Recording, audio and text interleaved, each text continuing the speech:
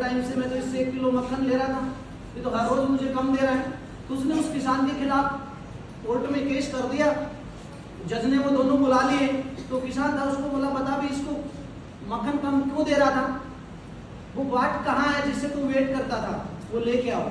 उसने किसान ने कहा कि जज साहब मैं पढ़ा लिखा नहीं हूँ, मुझे इतना नॉलेज नहीं है, मेरे पास कोई बाट नहीं है। तो बोला तू इसका वेट करके कैसे देता था? बोला मैं इस दुकानदार से डेली 1 किलो ब्रेड का पैकेट लिया करता था। डेली क्या करता था? 1 किलो ब्रेड का पैकेट लिया करता था। उस ब्रेड के बराबर ही इसको मक्खन तोल के दिया करता था। तो मेरे लिए तो 1 किलो ब्रेड थी ना, अब वो कम थी तो क्या थी? कम थी तो क्या थी? ब्रेड कम थी ना। वो दुकानदार उस किसान को कम ब्रेड दे रहा था, उसके बदले में उसके पास तो बाट था नहीं, उसको तोल के मक्खन दे रहा था। तो जज ने जब ये सारी बातें देखी तो दुकानदार को ही दोषी माना और उसके लिए जो भी हर्जाना किसान को हुआ था उल्टा उसके ऊपर ही पड़ेगा।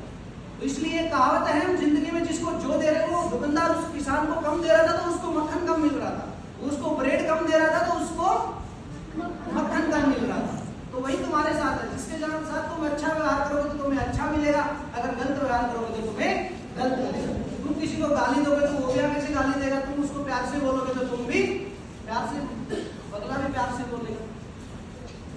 तो अपने छोटों से प्यार और बड़ों की इज्जत करना सीख लो। ये पढ़ाई से भी जरूरी है, अपने माँ बाप के लिए, अपनी मम्मी पापा दादा दादी या और कोई रिलेटिव है, अपने टीचर, जो बच्चा इनका आदर करना है, इज्जत करना नहीं सीख सकता, वो जिंदगी में कभी भी कामयाब नहीं हो सकता। इन सब चीजों के लिए तुम्हारी ज्ञानी है तुम्हारी कि कौन टीचर की इज्जत करता है, कौन नहीं करता, कौन घर पे जाके करता है, मम्मी पापा की करता है, उनका कहना मानता है नहीं मानता है, घर वालों के सामने जिद्दी करते हो। कोई मम्मी या पापा तुम्हारा बुरा थोड़ी ना चाहता है, नहीं चाहता ना, वो सिर्फ तुम्हारा भलाई चाहते हैं बेटा, वो तुम्हें अच्छे के लिए कहते हैं। कोई टीचर तुम्हें मारता है पीटता है वो तो तुम्हारे भले के लिए कर रहे हैं।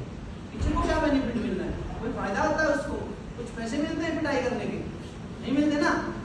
या कल को तुम गवर्नमेंट जॉब लग जाओगे तो क्या टीचर को सैलरी देके जाओगे भी?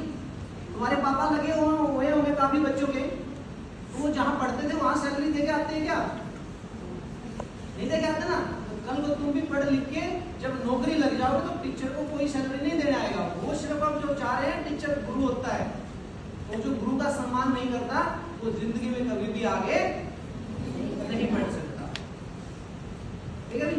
नेक्स्ट था तो एक हरियाणवी बोलने वाला जो टॉपिक है, इस आदत को बेटा बहुत जल्दी छोड़ दो, क्योंकि ये हरियाणवी वो लैंग्वेज है जो किसी स्टेट में भी नहीं बोली जाती। अगर तुम हिंदी नहीं बोलोगे, इंग्लिश नहीं बोलोगे, तो बाकी कहीं भी अदर स्टेट में चले गए तो तुम हरियाणवी बोलते रहना, तुम्हें कोई नहीं समझेगा। कोई चीज भी अगर मांग के लेनी पड़गी तो नहीं ले पाओगे, क्योंकि उनको वो लैंग्वेज समझ में ही नहीं आती। तुम ऐसी लैंग्वेज बोल रहे, ये आएगी समझ में। तुम कितना भी पढ़ लिख लेना, लेकिन तुम्हारी लैंग्वेज ये बता देगी कि कितना पढ़ा लिखा है। बताएगी नहीं बताएगी? तो यहाँ नहीं, घर पे जाके भी हरियाणवी मत बोला करो।